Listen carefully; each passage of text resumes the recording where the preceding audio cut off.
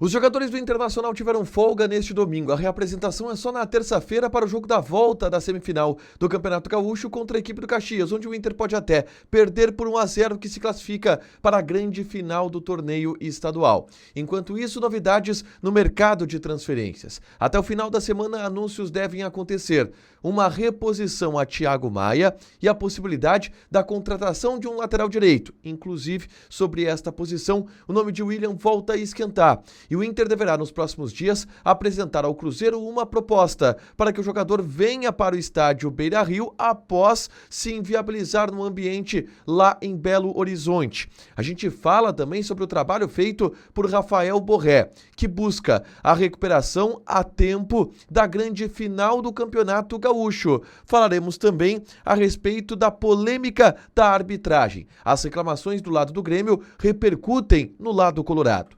Esse é o Diário do Inter KTO deste domingo, 23 de fevereiro de 2025.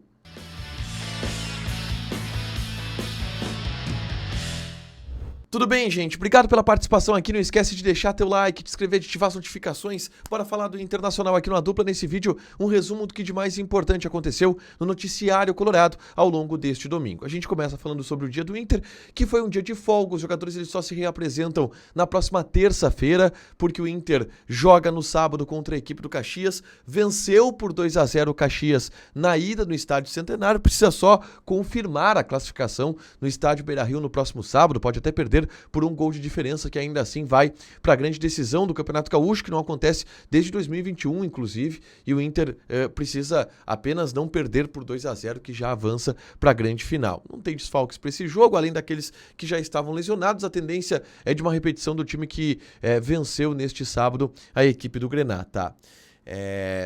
Enquanto isso, os jogadores que atuaram e que estão à disposição não se reapresentaram, mas aqueles que estão no departamento médico estão trabalhando firme.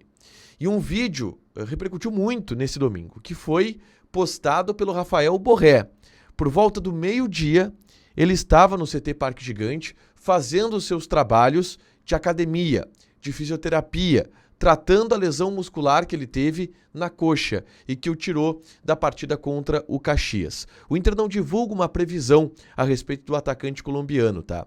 A tendência é que ele possa jogar, se jogar, a final do Campeonato Gaúcho. Mas a segunda partida da semifinal, com certeza ele não vai jogar, até pela vantagem que o Inter adquiriu. Mas a maneira como o Borré se movimentou, o trabalho feito, dá um otimismo para que o jogador possa estar à disposição na final do Campeonato Gaúcho. Até porque sempre se destacou no bastidor que o Borré é um cara que se esforça muito nos tratamentos, que é um cara que não tem um histórico de lesão, por mais que no Inter ele já esteja aí na sua segunda lesão muscular, se for diagnosticada de fato uma lesão muscular. Mas ele está trabalhando no CT mesmo durante a fim de semana, folga, trabalhando em 2 turnos para poder estar à disposição na final do Campeonato Gaúcho, tá?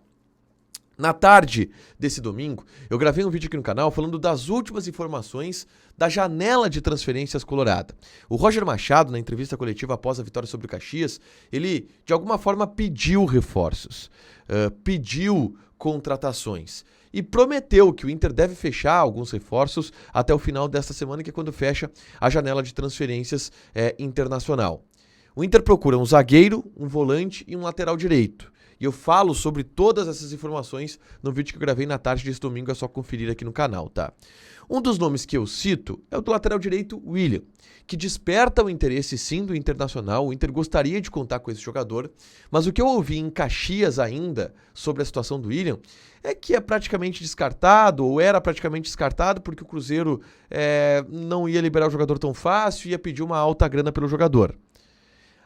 Aí a gente perguntou, descarta mesmo? Ele, cara, não vou descartar porque vai saber se amanhã ele briga lá e os caras resolvem liberar ele. Mas não é a tendência. Só que o William se inviabilizou.